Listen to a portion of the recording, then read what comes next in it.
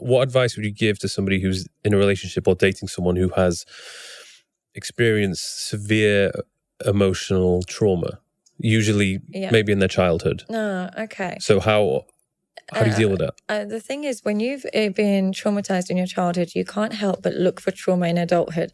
So you'll look for somebody who will reincarnate that trauma. Somebody, say, for example, parent is abusive, you look for an abusive partner. Parent is absent, you look for an absent partner.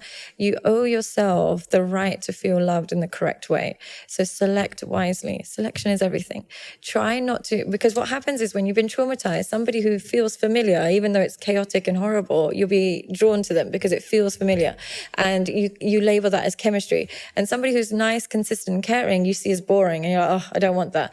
You owe yourself to look for peace, not pleasure. Because in the long run, that peace will give you that comfort you always craved as a child. But that chaos will rehash all the traumas and you are left feeling so low.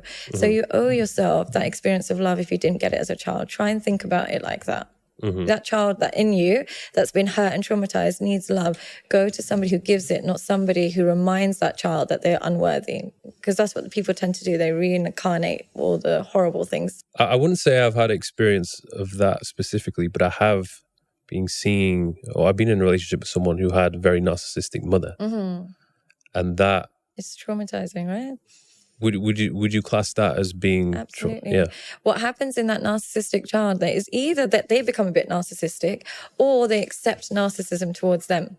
So they accept somebody who doesn't value them, makes them earn their love, really abusive, really negative, and they see that as normal. And if they get that narcissist to love them, it's almost like getting their mum to love them. So they're almost up for the challenge, but they're re-abusing themselves. So it doesn't work out, unfortunately. Unless you're really narcissistic. Unless you're really then it's going to be great. It all works. Then it all works well, go perfectly. But it is unfortunate how you can't pick your childhood, but you're stuck with it for the rest of your life. It's unfortunate.